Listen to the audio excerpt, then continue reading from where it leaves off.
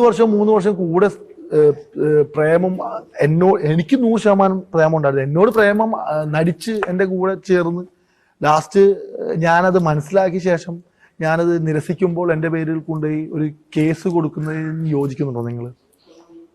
അങ്ങനെയാണ്, അതാണ് സത്യമെങ്കിൽ നമ്മൾ യോജിക്കില്ല. അതാണല്ലോ സത്യം. നിങ്ങൾ കണ്ടില്ല എൻ്റെ പേരിൽ 3 വർഷം പല സ്ഥലങ്ങളിൽ കൊണ്ടുപോയി ഞാൻ പീഡിപ്പിച്ചു എന്നാണ് എൻ്റെ പേരിൽ കേസ് വന്നത്. നിങ്ങൾക്ക് തോന്നുന്നുണ്ടോ ഞാൻ അങ്ങനെ പീഡിപ്പിക്കാനുള്ള ഒരു... നിങ്ങൾ എന്നെ എത്ര വർഷമായിട്ട് അറിയാം? ഒരു 3 വർഷമായിട്ട്. ഷിയാസ് ആദ്യമേ പറഞ്ഞൊരു കാര്യം എന്ന് പറഞ്ഞാൽ ഇതേ കണക്കുണ്ടെങ്കിൽ തന്നെയാണ് ചതിച്ചത്, താൻ ഒരു തെറ്റും ചെയ്തിട്ടില്ല എന്നുള്ള രീതിയിലൊക്കെയായിരുന്നു പറഞ്ഞിട്ടുണ്ടായിരുന്നത്. അത് കഴിഞ്ഞിട്ടുണ്ടെങ്കിൽ പറയുന്നുണ്ടായിരുന്നു ഇതേ കണക്ക് എൻ്റെ കയ്യിൽ നിന്ന് കുറേ പൈസയൊക്കെ അടിച്ച് മാറ്റിയിട്ടുണ്ടായിരുന്നു, അതിനെപ്പറ്റി ചോദിച്ചപ്പോഴാണ് ഇതേ കണക്കുണ്ടെങ്കിൽ എനിക്കെതിരെ കേസ് കൊടുത്തതെന്നുള്ള രീതിയിലൊക്കെയാണ് പിന്നെ പറഞ്ഞിട്ടുണ്ടായിരുന്നത്. അങ്ങനെ ഇരിക്കുമ്പോഴാണ് പുതുതായിട്ടൊരു ഓഡിയോ വെളിയിൽ വന്നിട്ടുണ്ടായിരുന്നത്. ഷിയാസ് തന്നെയാണ് പറയുന്നത് എനിക്ക് ഇത്രയും രൂപ വേണം, അത് തരണം, ഇതുകൊണ്ട് വേറെ ആരും അറിയാൻ പാടില്ല എന്നുള്ള രീതിയിലൊക്കെ പറഞ്ഞിട്ടുണ്ടെങ്കിൽ ആ പെൺകുട്ടിയുണ്ട് ഇത്രയും ലക്ഷമൊക്കെ കൊടുക്കുന്നതായിട്ടുള്ള ഡീറ്റെയിൽസും കാര്യങ്ങളൊക്കെ ഉണ്ടായിരുന്നു.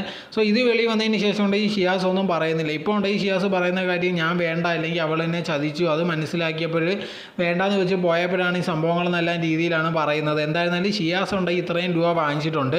ഇപ്പോൾ 60 ലക്ഷം അല്ലെങ്കിൽ 65 ലക്ഷം എന്ന് പറയുന്നത് ചില്ലറ പൈസയൊന്നുമല്ല, നല്ലൊരു രൂപ തന്നെയാണ്.